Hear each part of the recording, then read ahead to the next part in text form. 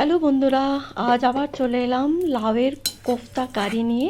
এটা একদম ঘরোয়া পদ্ধতিতে সিম্পলভাবে বানানো হবে।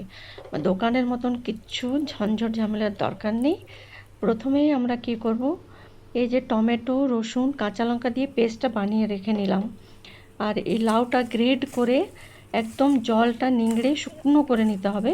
তার মধ্যে পেঁয়াজ কুচি, কাঁচা লঙ্কা কুচি, নুন, হলুদ দিয়ে, বেসন দিয়ে এটা ভালো করে একদম টাইট টাইট করে এটা দোকানে বলের মতো বানিয়ে নেয়, কিন্তু আমরা পকোড়ার মতো করে ভেজে নেবো, যাতে একদম সিম্পল হতে হয়, কোনো অসুবিধা যাতে না হয় আমাদের। ঠিক আছে? তো এই টাইট করে একদম এটাকে একদম টাইট করে মাখতে হবে, যাতে করে এর মধ্যে একটুও জল না থাকে, নাহলে কিন্তু এটা জল ছাড়তে থাকবে লাউটা থেকে। তো সেই ব্যাপারটা মাথায় রেখে আগেই একটু লাউটা নিংড়ে টাইট করে শুকনো করে নেবে। তারপরে এটা পেঁয়াজ টেঁয়াজ কাঁচা লঙ্কা এগুলো দিয়ে ভালো করে মেখে নিতে হবে। তো আমার এটাতে হাফ কাপের মতো বেসন দেওয়া ছিল, তো সেটা দিয়ে আমি ভালো করে মেখে নিলাম। ঠিক আছে? মাখা হয়ে গেলে এটা আমি তেল গরম হতে দিয়েছি কড়াইয়ে। দেখো, এরপর আমি এগুলো বলের মতো করে জেনারেলি করে অনেকে, কিন্তু আমি পকোড়ার মতো করে করব, যাতে করে সিম্পল হয়ে যায়।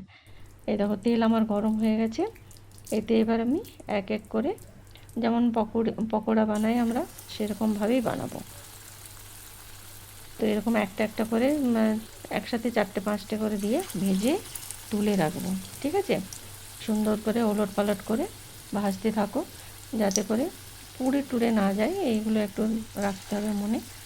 আর হালকা আঁচেই এটা করতে হবে, কারণ ওপরটা পুড়ে গেলে ভিতরটা কাঁচা কাঁচা রয়ে যায়, যেহেতু এটা একটু টাইট টাইট হয়, তো তাই সেই কথাটা মাথায় রেখে একটু ভালো করে ভাজতে হবে। আর এগুলো ভেজে একটা প্লেটে তুলে রাখতে হবে। তারপর বাকি প্রসেসটা দেখাচ্ছি। এগুলো আগে ভেজে নিই। দেখো, এরপর এগুলো যখন ভাজা হয়ে যাবে, তখন পুরোটা তরকারির প্রসেসটা বানাবো। এই দেখো, ভেজে তুলে নিলাম সব। ভেজে রেখে এরপর ওই তেলের মধ্যেই আমি জিরা ফোড়ন দেব। সেরকম কিচ্ছু মশলা খুব বেশি ইউজ করব না, যাতে করে আমরা সিম্পলভাবে এটাকে বানাতে পারি। ঠিক আছে? যাতে সকলে এটা বাড়িতে বানাতে পারে, আর এটা খুব টেস্টি হয়, তোমরা বানিয়ে দেখবে। এটা হচ্ছে জিরা দিয়ে দিলাম।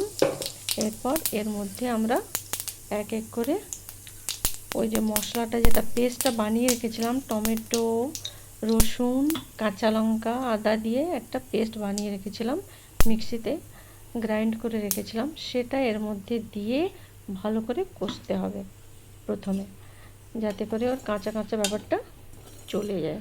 তোমরা অবশ্যই করে এটা বানাবে, খুব টেস্টি হয়। একদম মানে সিম্পলভাবে বানানো হচ্ছে, যাতে করে তোমাদের বুঝতে অসুবিধা না হয়। এখানে দেখো, জিরাটা হয়ে গেল। এরপর এই পেস্টটা আমি পুরো দিয়ে দেবো। এই যে দিয়ে দিলাম। ঠিক আছে? এই যে যেটা বললাম, টমেটো, কাঁচা লঙ্কা, পেঁয়াজ, আদা এইসব দেওয়া আছে।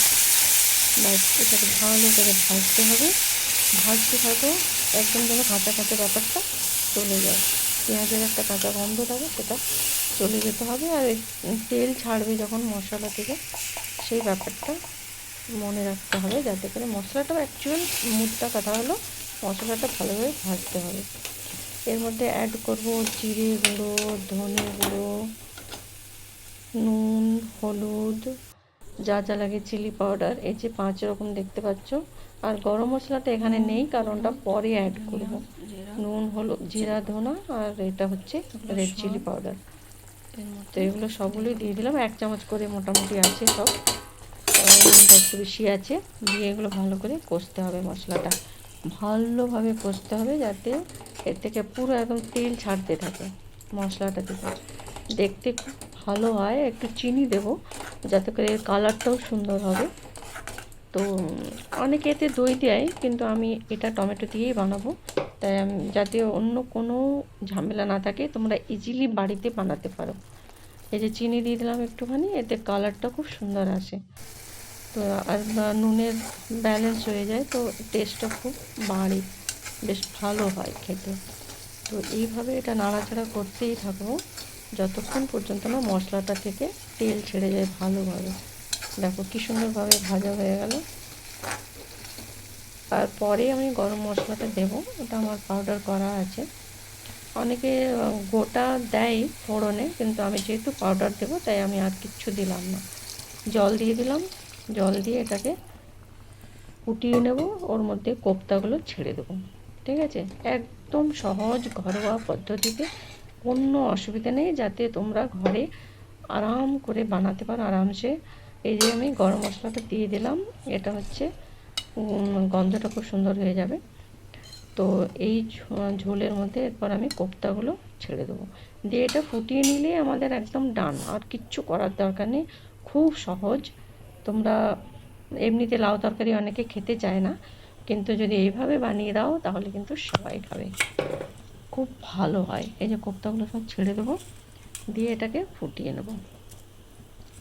অবশ্যই করে তোমরা এটা বানাবে আর খেয়ে আমাকে বলবে যে কেমন হয়েছিল, কারণ এটা আমি মাঝে মাঝেই বানাই, যখনই কেউ লাউয়ের সবজি খেতে চায় না তখন আমি এটা বানিয়েই থাকি। আমার একটা দুটো কোপ্তা একটুখানি লাল হয়ে গেছে, তো যাই হোক, আমার এখন মানে ভিডিও বানাতে একটু অসুবিধা হয়, কারণ আমার স্ট্যান্ড নেই। তো দেখতেই পাচ্ছ শ্যাডো পড়ছে মোবাইলের।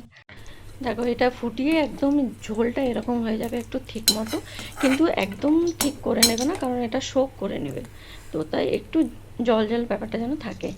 ডান। Thank you so much.